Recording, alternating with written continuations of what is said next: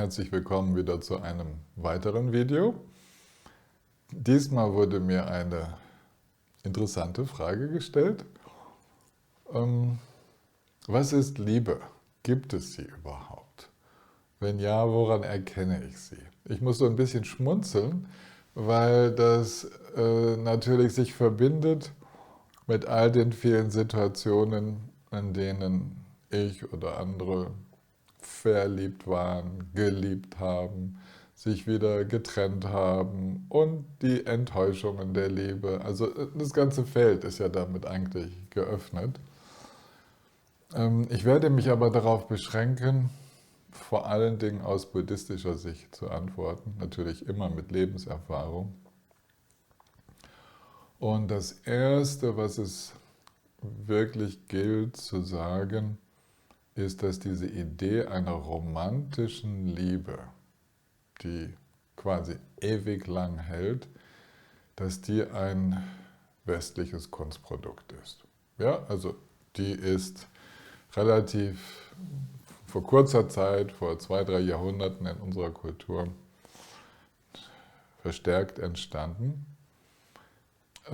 Dass die Idee der bedingungslosen Liebe und auch die Erfahrung von bedingungsloser Liebe, die gibt es aber überall in der Welt.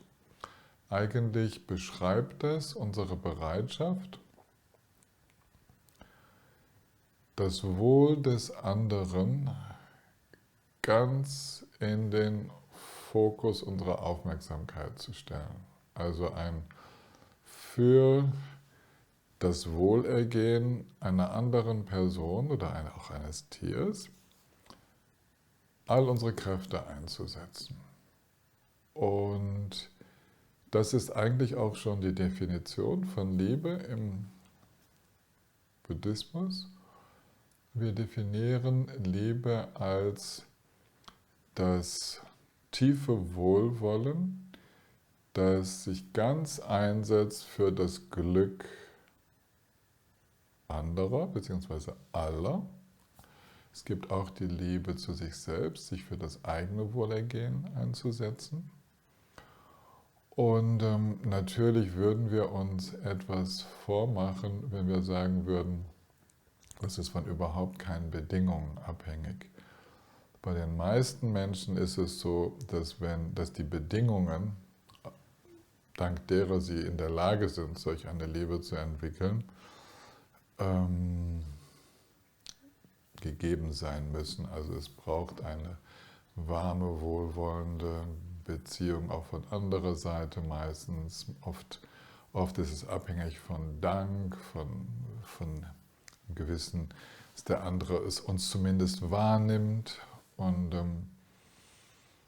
tatsächlich ist das Freisetzen von Liebe in der buddhistischen Praxis eine ganz wichtige Praxis und beginnt damit, dass wir immer wieder Wohlwollen für uns selbst entwickeln, weil nur wenn wir uns selbst Gutes tun und Gutes beabsichtigen, auch uns selbst gegenüber, können wir das tatsächlich für andere tun. Das hängt mit unserem Einfühlungsvermögen zusammen. Liebe zusammen mit Mitgefühl, die beiden sind eigentlich, man kann sagen, Bruder und Schwester, oder sie sind im Grunde genommen dieselbe Energie des Wohlwollens. Nur bezieht sich Liebe auf das Glück der anderen, auf das Glück von uns allen. Und Mitgefühl ist dieselbe Herzenswärme, die sich darauf ausrichtet, das Leid in der Welt zu verringern. Und das zu kultivieren ist ganz, ganz wichtig, sodass wir zum Beispiel als eine ganz einfache Praxis mit Wohlwollen ein- und ausatmen. Ihr merkt vielleicht, ich benutze manchmal Wohlwollen statt Liebe. Liebe ist so besetzt mit unglaublichen Erwartungen. Dabei ist es ein tiefes Wohlwollen. Und vermischt sich dann noch mit der Erfahrung von Dankbarkeit und sie wird belastbarer, wenn wir mehr und mehr, wie soll man sagen, das wahre Wesen im anderen lieben und nicht so die Äußerlichkeiten. Denn verliebt sein in die schönen Qualitäten einer anderen Person, das geht recht schnell. Da braucht es einfach nur einen Moment der geteilten Offenheit, wo wir die Schönheit der anderen Person entdecken. Und schon entspringt der Wunsch, mehr Zeit mit dieser Person zu verbringen und auch die Bereitschaft, sie zu unterstützen. Und das ist natürlich an äußere Bedingungen geknüpft. Liebe geht natürlich über äußeres Erscheinungsbild hinaus. Sie geht darüber hinaus, ob jemand anders große Fähigkeiten in einem Bereich hat. Sie ist auch nicht wirklich davon abhängig, ob die Person uns etwas Gutes tut. Aber ja, das ist eine der häufigsten Bedingungen. Ja, also das ist, wo wir sagen müssen, bedingungslose Liebe ist ein hehres Ideal. Aber tatsächlich, wenn uns jemand nicht mehr so gut gesonnen ist, dann fällt es schwer, die Liebe zu finden. Und sie ist aber nicht verschwunden. Da komme ich jetzt sozusagen zum zweiten Teil meiner Antwort. Ich würde sagen, diese nicht romantische Liebe, diese Bereitschaft, andere von ganzem Herzen zu unterstützen in ihrem Glücklichsein, die ist uns eingeboren sozusagen. Das gehört zur Grundnatur unseres Geistes. Und zwar behaupte ich das, weil ich selbst so oft erlebt habe, bei mir und bei anderen, dass wenn der Geist sich öffnet, also wenn unsere Wahrnehmung entspannt wird, wenn wir in eine Akzeptanz hineinfinden, sagen wir mal ruhig, das ist eins von meinen geliebten Beispielen, wir empfangen einfach eine super gute Massage. Und zwar ist sie gut, weil sie uns genau so berührt, wie wir berührt werden möchten. Es öffnet sich in uns, es kommt zu dieser Akzeptanz, es kommt zum wachen Loslassen. Und aus dieser Entspannung heraus, da kann man sehen, dass alle Menschen diese warme Zugewandtheit haben. Diese warme Zugewandtheit, die dann in der Lage ist, auch etwas zu tun für den anderen. Das ist eigentlich da, wo wir die Liebe finden. Also nicht ein verklärtes Bild der anderen Person, die irgendwie besonders toll sein muss, sondern einfach diese warme Zugewandtheit, die bereit ist, sich für den anderen einzusetzen. Und diese uns innewohnende Liebe, die lässt sich bewusst freilegen. Also wir können die Hindernisse ausräumen, sodass sie immer häufiger sich zeigt. Sodass ich also gar keinen Zweifel daran habe, ob es die Liebe gibt. Es gibt das Lieben, es gibt die Erfahrung zu lieben und unser Irrtum ist, dass wir denken, so eine Erfahrung wäre irgendwie stabil. Das heißt, egal wie die Umstände des Lebens sich ändern, wie wir unterwegs sind, das würde immer so bleiben. Nein, Liebe, und das ist auch wieder sehr buddhistisch, bleibt eine Erfahrung im Jetzt. Es ist ein Lieben, es ist eine Handlung des Wohlwollens. Und diese geistige Bereitschaft, diese geistige Dynamik, die kann natürlich unterbrochen werden. Klar, da kann sich anderes dazwischen schieben. Da können sich Momente von Ärger dazwischen schieben, von Enttäuschung, von Zweifel. Und dann kann es wieder dazu kommen. Also eine Liebe, die einfach immer anhält, gibt es so nicht, das wohnt nicht der Liebe inne. Aber wer schon mal mit der Liebe vertraut ist und tatsächlich wenig an sich selbst, der eigenen Wichtigkeit festhält, der wird diese Gefühle des wohlwollenden Unterstützens, der Güte, der wird diese Gefühle immer wieder haben. Und sie werden sich relativ verlässlich einstellen. Immer, wenn wir durch den Prozess gehen, uns ausreichend uns selbst zuzuwenden, uns liebevoll den eigenen Bedürfnissen zuzuwenden, dann können wir auch liebevoll auf andere eingehen.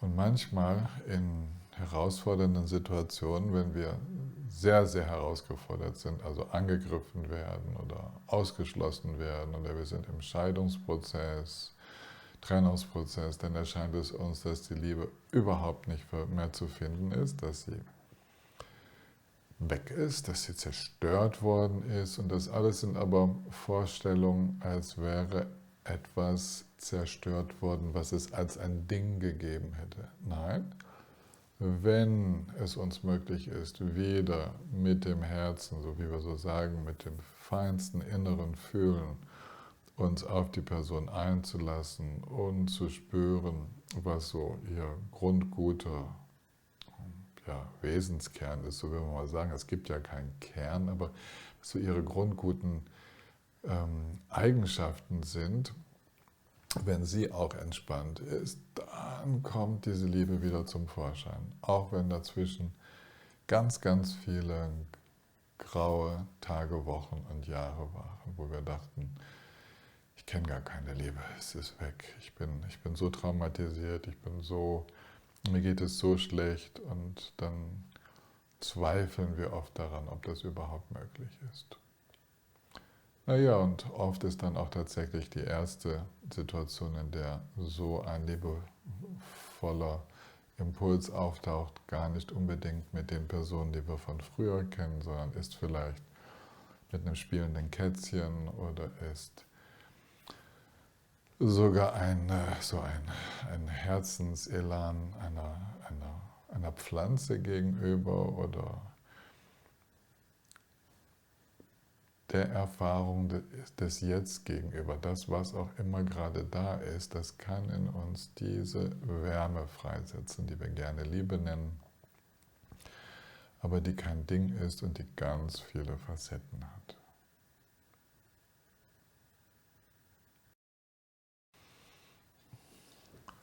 Und jetzt bin ich gerade noch gefragt worden, ja, und wo ist denn dann die Leidenschaft in der Liebe? Ja, Leidenschaft und Liebe, das ist so unsere europäische Vorstellung von einer Partnerschaftsliebe.